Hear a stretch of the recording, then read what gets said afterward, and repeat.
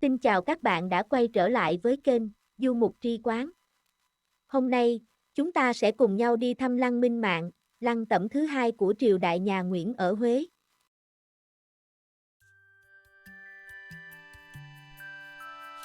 Minh Mạng là vị hoàng đế thứ hai, và cũng là vị hoàng đế được cho là giỏi nhất của triều đại nhà Nguyễn.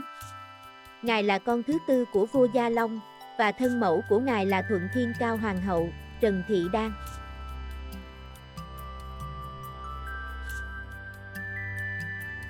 Hoàng đế Minh Mạng có tên thật là Nguyễn Phúc Đảm, sinh năm 1791, trong cuộc nội chiến giữa Tây Sơn và chúa Nguyễn. Con trưởng của vua Gia Long là Thái tử Nguyễn Phúc Cảnh, qua đời khi mới 21 tuổi vì mắc bệnh đậu mùa. Do Thái tử Cảnh chịu ảnh hưởng mạnh mẽ của đạo Công giáo từ Pháp, nên sau khi Cảnh qua đời, vua Gia Long không chọn cháu đích tôn là con của Thái tử Cảnh làm người kế vị, vì sợ ảnh hưởng của Pháp lên triều đình nhà Nguyễn sau này. Dù bị nhiều triều thần phản đối, nhưng vua Gia Long vẫn quyết định chọn Nguyễn Phúc Đảm làm người kế vị ngai vàng. Minh Mạng được coi là vị vua năng động, quyết đoán và tinh thông nho giáo. Ngài là một nhà chính trị, một nhà quân sự hiểu biết và tài ba. Đồng thời, vua Minh Mạng rất xem trọng giáo dục, xem giáo dục là nền tảng để chấn hưng đất nước. Dưới thời trị vì của vua Minh Mạng, nhiều cải cách từ nội trị đến ngoại giao đã được thực hiện, đưa đất nước trở nên cường thịnh nhất trong lịch sử quân chủ nhà Nguyễn nói riêng và phong kiến Việt Nam nói chung. Cùng với cuộc cải cách của vua Lê Thánh Tông năm 1471, cuộc cải cách của vua Minh Mạng được coi là một trong hai cuộc cải cách có quy mô lớn nhất và hiệu quả nhất trong lịch sử chế độ phong kiến Việt Nam. Vua Minh Mạng rất coi trọng việc phòng thủ quốc gia, nên quân đội dưới triều của ngài được tổ chức rất quy mô và chặt chẽ. Năm 1839, vua Minh Mạng chính thức đổi quốc hiệu từ Việt Nam thành Đại Nam, nghĩa là nước lớn ở phương Nam. Tên gọi này tồn tại cho đến cuối thời nhà Nguyễn, tháng 8 năm 1945. Vua Minh Mạng có 43 bà vợ, sinh được 142 người con, trong đó có 78 hoàng tử và 64 công chúa, khiến Minh Mạng trở thành vị vua có nhiều vợ và nhiều con nhất triều Nguyễn. Ngài mất năm 1841, sau 21 năm trị vì, miếu hiệu là Thánh Tổ. Lăng vua Minh Mạng, hay còn được gọi là Hiếu Lăng, tọa lạc trên núi Cẩm Kê, thôn An Bằng, xã Hương Thọ, thành phố Huế.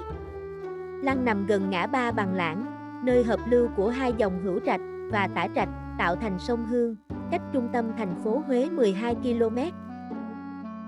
Tháng 2 năm 1820, vua Gia Long qua đời. Nguyễn Phúc Đảm lên ngôi hoàng đế, lấy niên hiệu là Minh Mạng. 7 năm sau khi đăng quang, vua Minh Mạng mới cử người tìm đất xây lăng cho mình. Thầy phong thủy Lê Văn Đức đã chọn một thế đất tốt ở vùng núi Cẩm Kê, gần ngã ba Bằng Lãng, để làm nơi xây lăng cho vua. Nhưng hoàng đế Minh Mạng phải mất 14 năm, cho đến năm 1840, mới quyết định xây dựng lăng của mình tại nơi này. Ở lăng Minh Mạng, tất cả các công trình, gồm lăng tẩm và điện thờ, được bố trí theo một trục dọc gọi là đường Thần Đạo. Đường Thần Đạo chạy dài 700 m, từ cổng vào Đại Hồng Môn, đến bức tường phía sau Bửu Thành. Đằng xa kia là cổng chính vào lăng. Cổng gồm 3 cánh cửa màu đỏ, nằm ngay ở giữa lăng, nên được gọi là Đại Hồng Môn.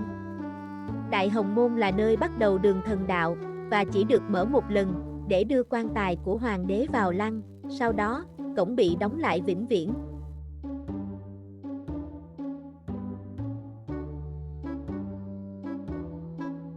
Đây là nhà bia. Bên trong nhà bia có tấm bia đá, Thánh Đức Thần Công, được khắc bài văn bia của vua Thiệu Trị, viết về tiểu sử và công lao của vua cha.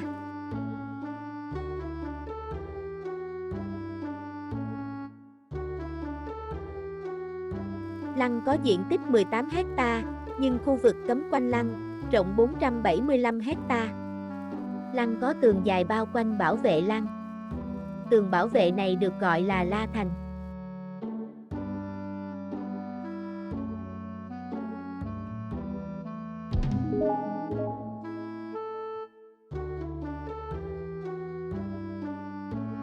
Lăng Minh Mạng có bố cục kiến trúc cân đối, đối xứng quanh một trục kiến trúc là đường thần đạo.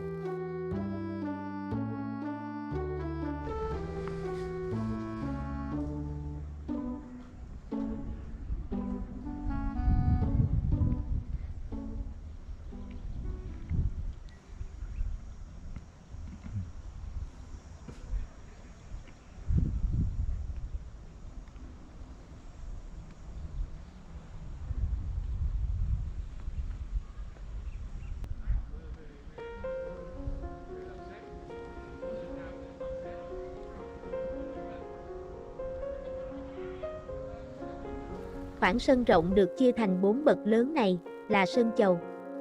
Mục đích của những bậc thang lớn là để giảm bớt cảm giác choáng ngợp của mọi người trước sự đồ sộ của kiến trúc.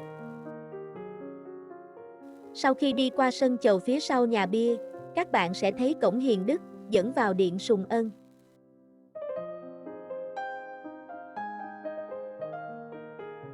Phía trước sân điện Sùng Ân là Tả Phối Điện và Hữu Phối Điện. Phía sau là Tả Tùng Phòng và Hữu Tùng Phòng.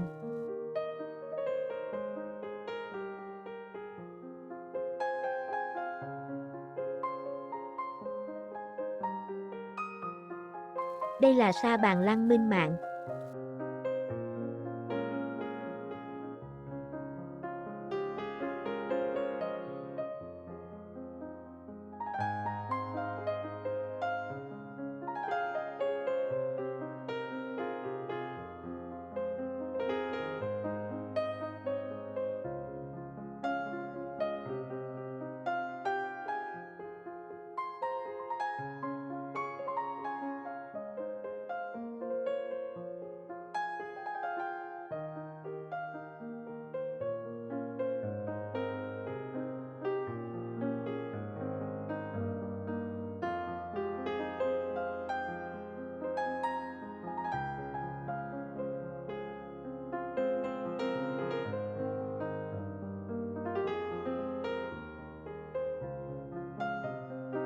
Điện Sùng Ân là nơi thờ vua Minh Mạng và Tá Thiên Nhân Hoàng hậu, Hồ Thị Hoa.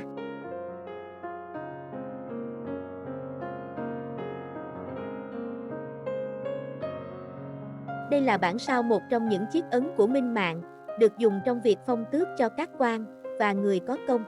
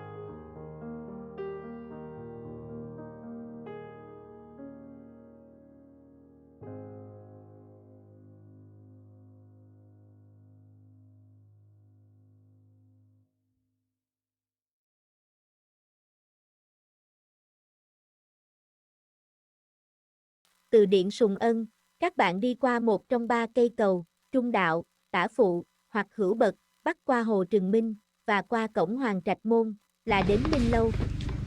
Cầu Trung Đạo xưa kia, chỉ dành cho Hoàng đế sử dụng.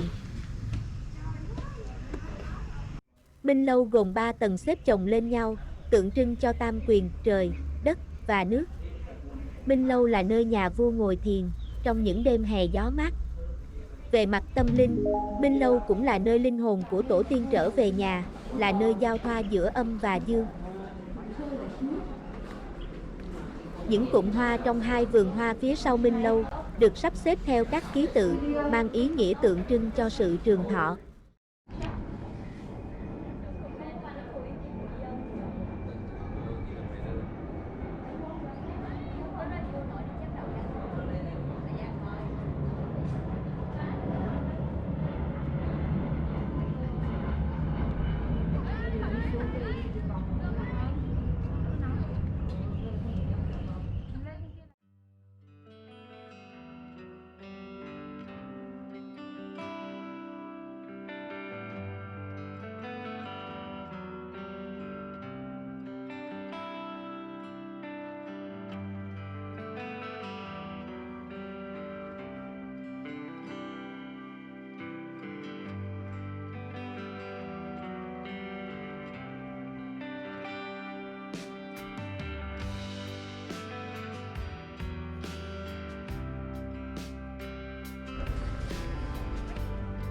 Cầu thông minh chính trực, bắc qua hồ Tân Nguyệt hình bán nguyệt, dẫn đến Bửu Thành và Huyền Cung.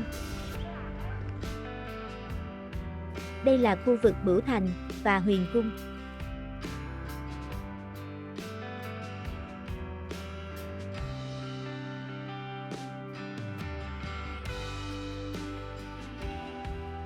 Bửu Thành là bức tường tròn, bảo vệ phần mộ của hoàng đế. Bức tường này có chiều dài 285 m và cao 3 m.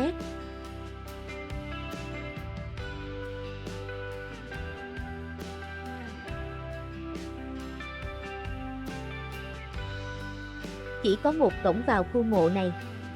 Cổng được mở mỗi năm một lần, vào ngày giỗ của hoàng đế. Huyền cung được xem là cung điện dưới lòng đất, là nơi đặt thi hài của hoàng đế.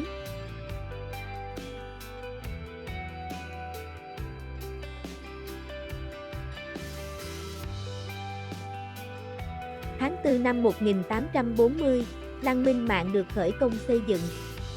Tuy nhiên, vua Minh Mạng lâm bệnh nặng và qua đời vào ngày 20 tháng 1 năm 1841, khi việc xây dựng lăng còn đang dang dở. Chỉ một tháng sau khi lên ngôi, vua Thiệu Trị đã cử các quan, Tạ Quan Cự, Hà Duy Phiên và Nguyễn Tri Phương, chỉ huy gần 10.000 binh lính và nghệ nhân, tiếp tục công trình vua cha để lại. Nhìn từ trên cao, hình thể lăng giống như một người, đang nằm trong tư thế thoải mái, đầu gối trên núi Kim Phụng, hai chân duỗi thẳng ở ngã ba sông trước mặt. Hai nửa hồ trung minh, như hai cánh tay duỗi thẳng tự nhiên. Lăng Minh Mạng là một di tích trong quần thể di tích cố đô Huế, được UNESCO công nhận là di sản văn hóa thế giới, ngày 11 tháng 12 năm 1993. Hãy chia sẻ và đăng ký để cập nhật nhiều clip mới thú vị hơn các bạn nhé. Cảm ơn các bạn đã theo dõi kênh Du Mục Trí Quán.